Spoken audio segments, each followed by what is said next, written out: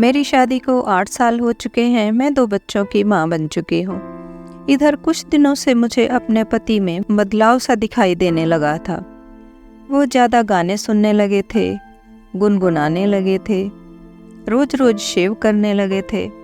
पहले बालों को कलर नहीं किया करते थे, मगर अब हर हफ्ते बालों को रंगने लगे थे।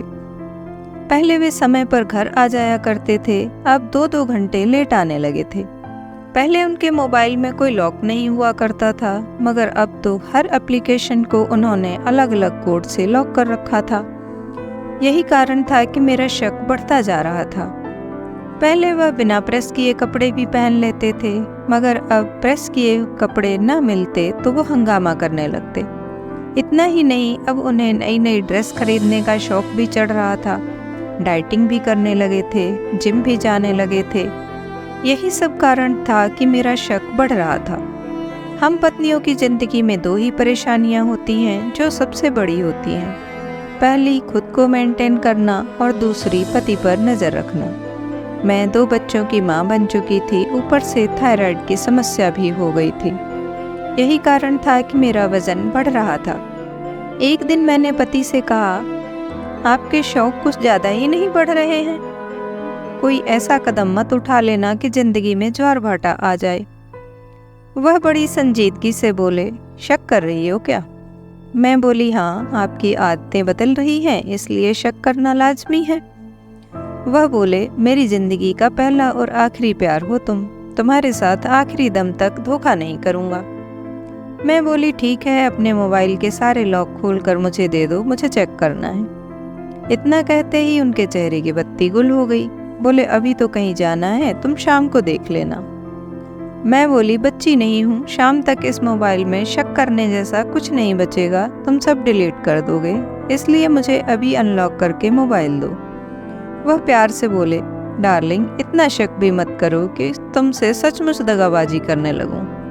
मैं गुस्से में बोली, आप मेरा शक बढ़ा रहे हो, सीधी तरह मोबाइल अनलॉक करके दे दो, वरना अच्छा नहीं होगा। इतना कहकर मैं मोबाइल छीनने लगी तो उन्होंने मुझे मोबाइल नहीं दिया और गुस्से में बाहर चले गए। उसके बाद जब शाम को घर आए तो मोबाइल अनलॉक था। बोले, देख लो जो देखना है, सुबह तो मैं जल्दी में था। मैं बोली, आपने सिद्ध कर दिया है कि आप गलत हो, अब देखने की ज़रूरत भी नहीं है, मगर इतना ध्यान रखना कि गंदगी को कितना भी छुपाओ, एक दिन वह बदबू जरूर देती है। उस दिन के बाद हमारे रिश्ते में एक खिंचाव और दूरी सी आ गई थी।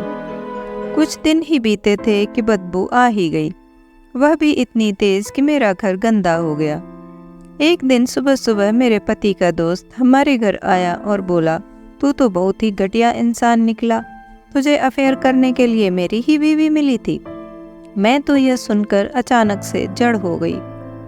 मेरा निर्लज्ज पति कुछ देर तक सर खुजाता रहा, फिर बोला, क्या सबूत है तेरी पत्नी से मेरा अफेयर चल रहा है?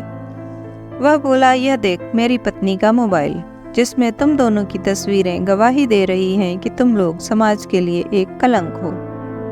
मेरा पति बोला, मैं ही क्यों हूँ समाज के लिए कलंक? तुम भी तो रिश्तों के लिए कलंक हो। इतनी सुंदर बीवी मिली है तुमको, तुमने कभी उस पर ध्यान दिया है? रात को 2 देसी ठर्रे लगाकर सो जाते हो, फिर रात भर बदबू मारते रहते हो। अपने पेट को देखा है? ऐसा लगता है जैसे किसी अजगर ने हिरण खा लिया हो। फिर उसने मेरी तरफ देखा और बोला, पिछले 10 सालों में तुम तो खरपतवार की तरह बढ़ती ही जा रही हो। कभी सोचा है एक पति को सिर्फ खाना ही नहीं चाहिए होता, उसके शरीर की और भी ज़रूरतें होती हैं।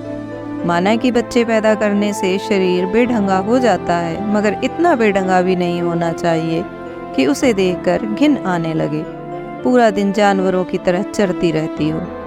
मैं बीच में बोल पड़ी, वाह क्या दलील दी है, तुम्हें तो राष्ट्रपति अवार्ड मिलना चाहिए। बेशर्म आदमी, हवस ही सब कुछ नहीं होती, भावनाएं और आत्मीय प्यार भी कोई चीज़ होती है। मुझे आज खुद पर घिन आ रही है कि मैं एक जानवर के साथ रह रही थी जो आंतरिक सुंदरता और आचरण का मतलब ही नहीं जानती।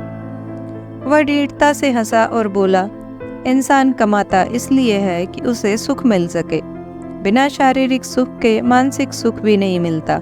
रात भर नींद नहीं आती तब गुस्सा आता है कि मैं कमा क्यों रहा हूँ जब जिंदगी में कोई सुख ही नहीं है। हाँ, मैंने सामाजिक दायरों का उल्लंघन किया है, इसलिए माफ़ी मांगता हूँ। मैं तुम्हें और बच्चों को खोना नहीं चाहता। आइंदा से ऐसा कुछ नहीं करूँगा। उसने बड़ी चतुराई से सफाई दी, मगर मैं उसकी बातों में नहीं आई। उसके दोस्त के फ़ोन से तस्वीरें ली और बच्चों के साथ अपने मायके आ गई। 6 महीने हो गए हैं। उसका कई बार फ़ोन आ चुका है कि वापस आ जाओ। 1-2 बार तो वह मुझे लेने भी आया था, मगर मैंने और मेरे घर वालों ने उसे धक्के मारकर घर से बाहर निकाल दिया। जिंदगी अजीब मोड़ पर आकर खड़ी हो गई है। मजबूरियां कहती हैं कि समझौता कर लूं, मगर स्वाभिमान कहता है नहीं, उसे माफ़ मत कर और तलाक ले ले। अब मुझे क्या करना चाहिए? आपसे रिक्वेस्ट है अनुभवी गणों से कि मुझे उचित सलाह दें, प्लीज़।